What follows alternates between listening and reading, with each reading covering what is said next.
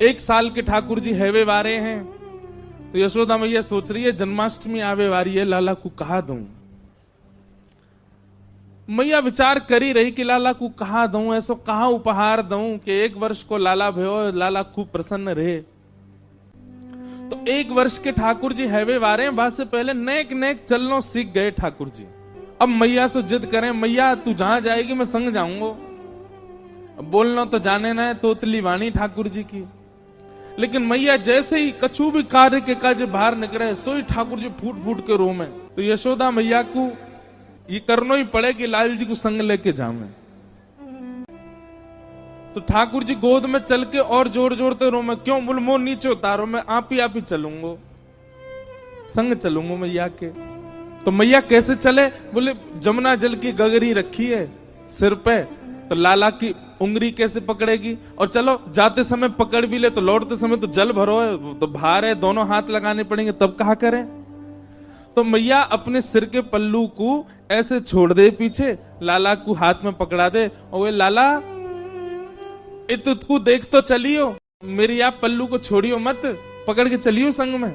सो ठाकुर जी मैया को पल्लू पकड़ के पीछे पीछे चले, कभी अपना अंगूठा चूसें, कभी अपनी उंगली पकड़ लें, कभी इतको देखें, बंदरन को देखें, मोरन को देखें, और जैसे ही कोई दिख जाए सो ठाकुर जी रुक जाए, रुके तो पल्लू खिंचे तो मैया को पता चल जाए लाला रुक गयो। जब यशोदा मैया जाती हैं, सब गोपियां अपने अपने भवन की खिड़की पे बैठ जाए और वहीं से बैठी बैठी इंतजार करें कब यशोदा जावेगी, और बाकी पीछे पीछे नेक्स्ट से लाला जावेगो। नन्हे से कन्हैया मैया को पल्लू पकड़ करके और छोटे छोटे चरणन से चल के जावे, और सब गोपी अपने अपने भवन के बाहर से ठाकुर जी को देखें, छुप करके देखें। एक गोपी के मन में भाव आयो, लाला रोज जावे मैया के संग, कैसे या को पकड़ लऊं, कैसे या के हाथ अनको ऐसे पकड़ के अपने अंक में भर लऊं।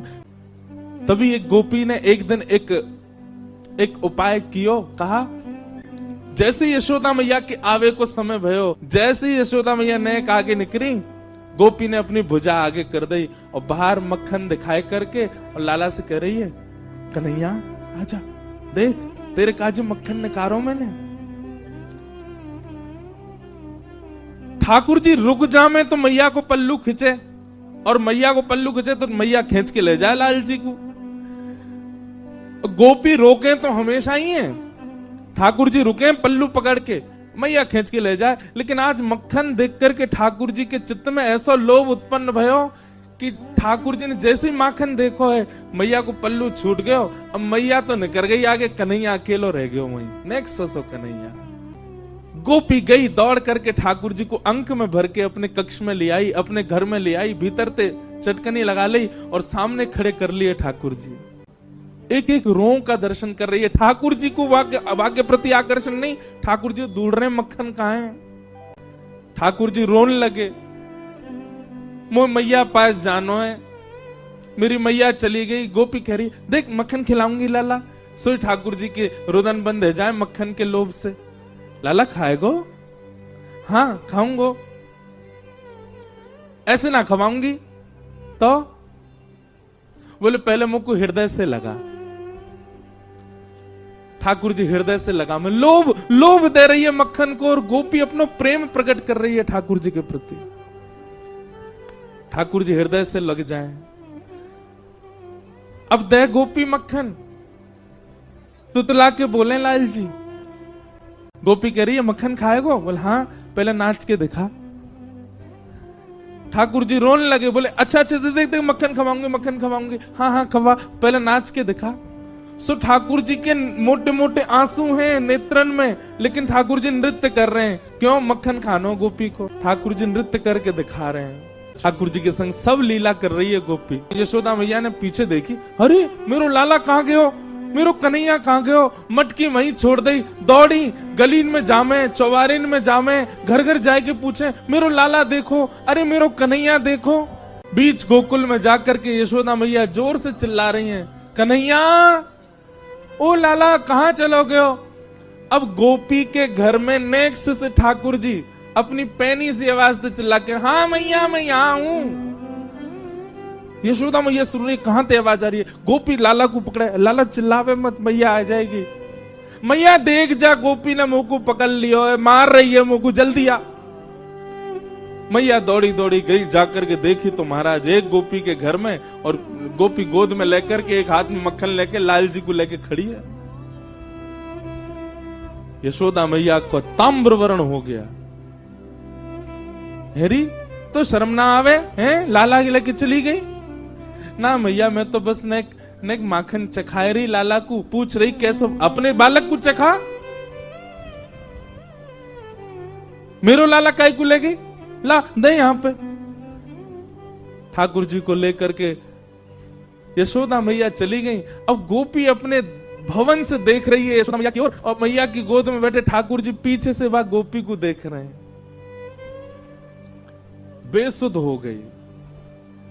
कितने दिन व्यतीत हो गए उसी चिंतन में, उसी आश्रय में, उसी भाव में। कैसा स्पर्श है, कैसे नेत्र हैं, कैसी प्यारी सी नासिका है, कैसा मुखमंडल है ठाकुर जी का।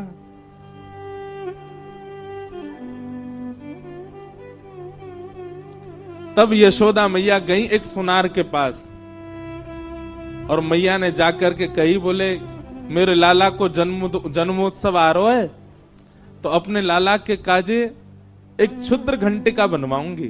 क्षुद्र घंटिका कहा है?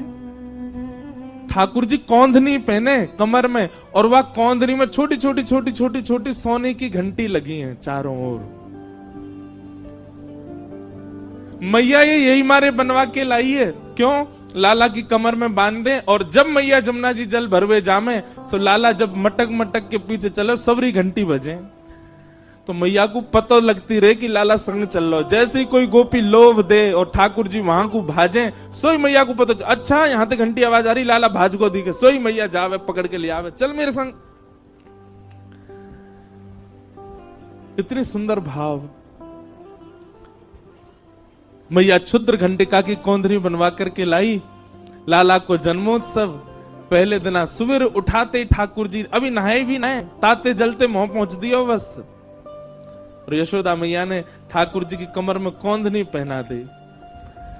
ठाकुर जी को इतनी भाई बातें निकरवे वारे स्वर इतने प्रिय लगे ठाकुर जी को। अब तो ठाकुर जी अपने सखान के पास बिल्कुल अधरते जामे, जे बजे नहीं, धीमे धीमे जामे। ओके, ए मधुमंगल, ए सीदामा, इतकुआ देख मैया मुंह को कहलाई। बोले कहलाई लाला, हाथ पकड़ मेरो। दोनों हाथ पकड़ लें, सो ठाकुर जी अपनी कमर हिलाने लगे, जोर जोर से घंटी बजे, और सब ग्वाल बाल के, अरे लाला तेरा तो अंग अंग बजन लगो, तेरा तो अंग अंग ऐसा स्वर निकाले।